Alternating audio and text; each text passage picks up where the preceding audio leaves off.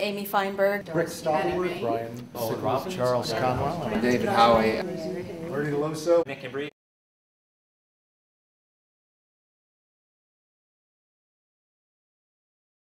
Suit the action to the word, not the other way around. Respect the author, mind the text, love the word, and choose an action to play which fits the word.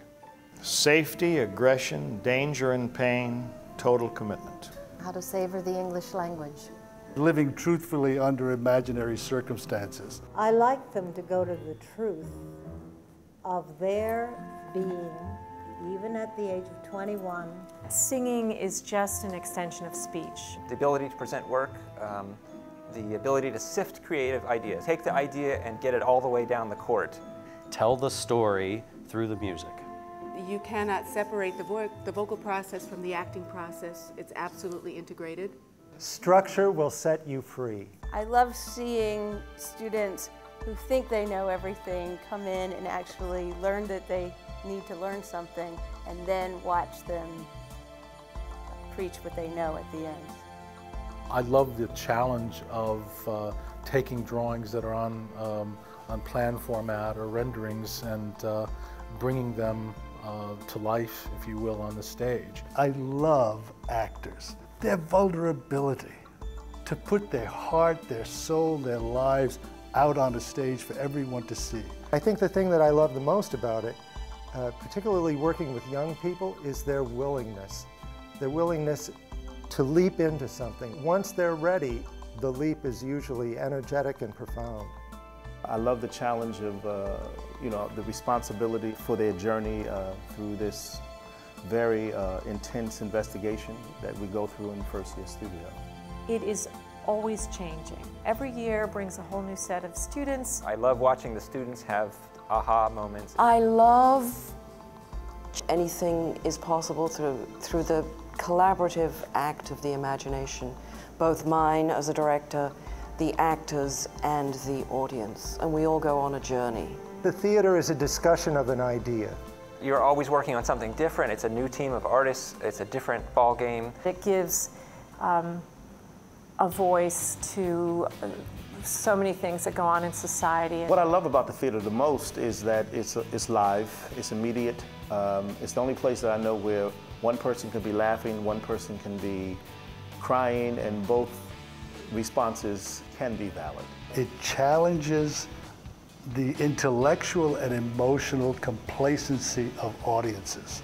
The fusion of ideas, language. We are such stuff as dreams are made of, and our little life is rounded with a sleep. Too many people, I think, are looking for the meaning to life, and I think what we're really here to do is looking for the experience of being alive. I want to hear the dead people talk. When I'm not near the girl I love the girl I'm near. Screwed up people make great art! Had it been my cue to fight, I should have known it without a prompter. They chatter together like birds and such. But all they say is one word, and that one word is live.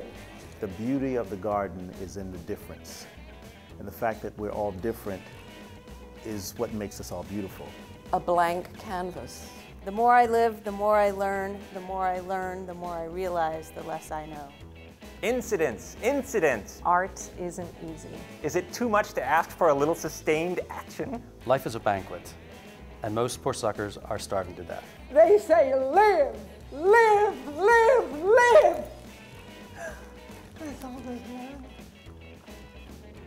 That's the only advice they can give. I chose, and my world was shaken, so what? What's a reticule? Just live! I don't know. The nicest thing anyone ever said about me, John Belomo, who's one of my most talented proteges, said I taught him commitment. And I found that was terrific. I teach that kind of attitude, that kind of professionalism, that kind of approach, that kind of willingness to engage in the unknown. And I think they would say that they've had that kind of experience. I think they would say I'm fair. They say I am passionate about what I teach. I think they think I'm tough and have pretty high standards, and I think they appreciate that when they're out. I did hear the word brilliant on the corridor the other day. Totally inaccurate. I am willing to share my experience professionally and my experience in my life with them. Whether they understand it or not, they experience that. I think I got the reputation of a great deal of intensity. I think that they feel that they are able to fully explore everything they are as artists. They enjoy working with me, and not always sure why. I think probably I have the reputation for kind of being a pain in their ass most of the time. They often say that they're terrified, but in a good way. I'm an outdoor enthusiast. I'm a bit of a jock. I'm totally addicted to altitude. They might not know that I'm really very shy. I'm the son of a Northumbrian sheep farmer who grew up talking in an impenetrable accent. When I was working on a production of Carousel for an outdoor summer theater, it was during the last song when the girl sings "You Never Walk Alone."